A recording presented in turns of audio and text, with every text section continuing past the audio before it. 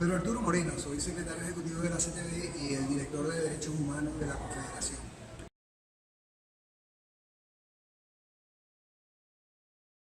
¿Cuál es la bandera que llevan? ¿En qué creen? Bueno, en primer lugar, nuestra razón de ser es la defensa del trabajo y de los derechos laborales.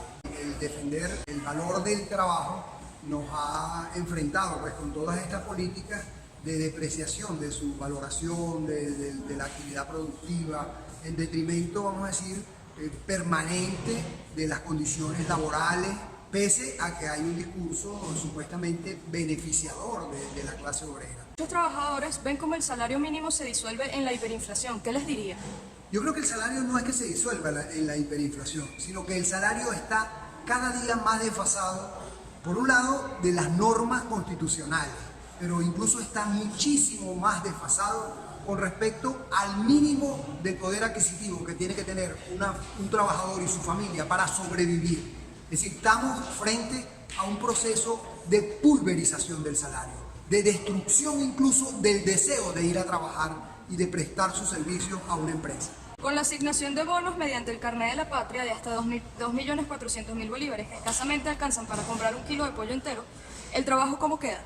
Pero precisamente estas políticas que premian, vamos a decir, el no hacer nada, premian la no productividad, premian el no esfuerzo a la profesionalización, al avance, al crecimiento, todas estas políticas van en detrimento de lo que es la propia valoración del salario, del trabajo productivo, y por eso es una política más que todo de control social para chantajear a una parte importante de la población que está dependiendo de esas dádivas y de esos subsidios. Muchos prefieren dejar de trabajar para percibir el bono. ¿Así se construye una sociedad productiva?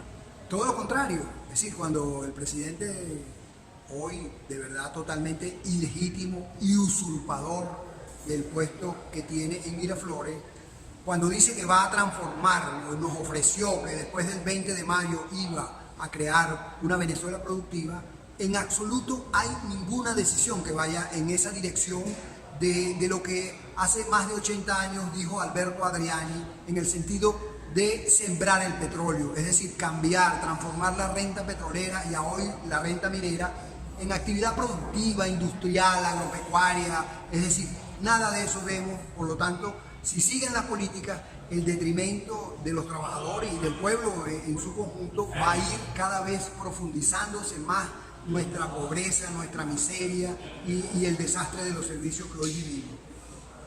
¿Qué propuesta lleva a la juventud que no desea estudiar ni convertirse en profesional ante la depreciación del trabajo? Bueno, la juventud es signo de luchar por el futuro. Es decir, la juventud no es solamente que hay que darle cosas. Es decir, esta pelea contra la involución de los últimos 20 años está convocando a la juventud, porque es el futuro. Es decir, no podemos pensar que todo el mundo tiene que irse, los capacitados profesional u oficiosamente.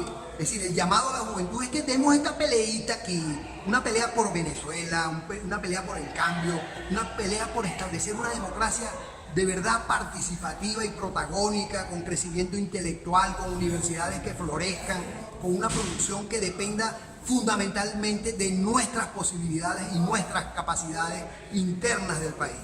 ¿Ha participado en actividades de Venezuela Unida No Se Rinde? ¿Cuáles?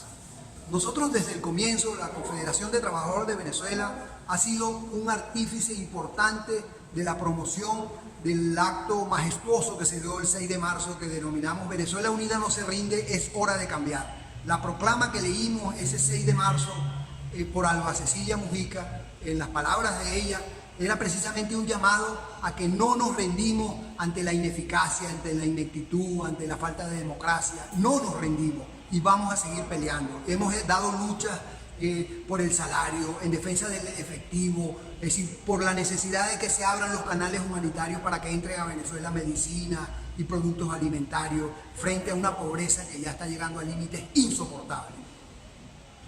¿Qué han logrado? Hemos logrado despertar, crear esperanza. Por supuesto, esto no es sencillo, porque la gente le ha quedado un pesimismo ante las derrotas, ante la falta de asertividad en la conducción de nuestras luchas.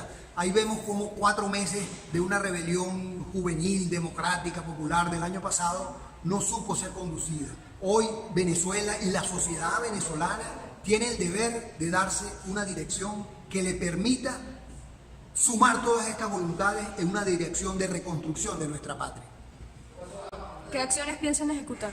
Bueno, en primer lugar, nosotros vamos a desarrollar la necesidad de que haya una nueva conducción en el país, pero desde nuestras organizaciones sindicales, gremiales, estudiantiles, comunitarias, tenemos que luchar por reivindicaciones que están establecidas en las leyes y en la Constitución y que necesariamente van en el orden de restituir, aunque sea parcialmente, las condiciones de vida y de trabajo. Es decir, hoy estamos viviendo la falta de agua, de gas doméstico, de servicio eléctrico fiable, no tenemos transporte, no tenemos efectivo. Frente a esa realidad, nosotros llamamos a luchar para obligar que este gobierno responda lo que le está mandando las leyes y la Constitución.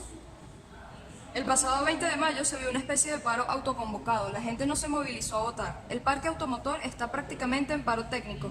Algunos negocios ya no abren a las 7 de la mañana, sino a las 9 o 10. ¿Podríamos hablar de gente desmotivada o de un ambiente desmotivador?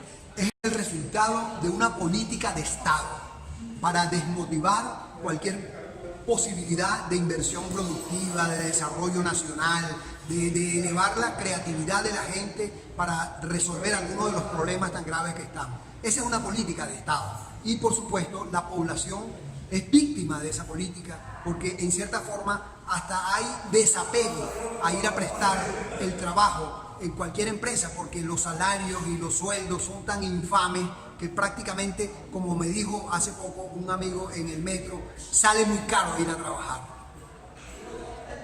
Basta hacer un recorrido por Caracas y percibir que están las mismas vías y las mismas infraestructuras. Los cambios han sido poco notables, pero la población en Caracas se ha incrementado, lo que satura los servicios públicos. ¿Podríamos decir que el gobierno no ha hecho su tarea? Bueno, en primer lugar no solamente es Caracas, sí, Caracas incluso tiene esta situación tan grave de los servicios públicos, de la falta de agua, de un servicio de electricidad muy malo, de no hay recolección de la basura, es decir, hasta los servicios de más cotidianidad para la vida vemos que es un problema para resolverlo. En el interior es mucho peor. Es decir, no es solamente que el gobierno no ha hecho nada, sino que los gobiernos, porque ahí hay que incluir los gobiernos regionales y los gobiernos municipales, que prácticamente están atados de manos porque ni siquiera le cumplen a los propios trabajadores de esas instancias gubernamentales, por lo menos las mínimas cosas para la sobrevivencia. ¿Un mensaje para la oposición venezolana? Yo no le digo un mensaje a la oposición venezolana. Desde la CTV nos dirigimos al pueblo venezolano. No nos rendimos, es hora de luchar. Venezuela se merece que nosotros le demos lo mejor de nuestros esfuerzos para rescatarla de esta catástrofe a que ha sido conducida durante 20 años. ¿Y un mensaje para el presidente obrero Nicolás Maduro? Yo diría que no es un presidente obrero, yo lo calificaría como un presidente lumpenproletario.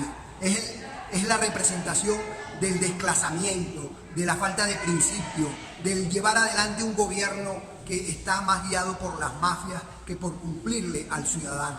A él lo que le diría es, por favor, retírese para que abra paso a nuevas generaciones que reconstruyan Venezuela. Muchísimas gracias.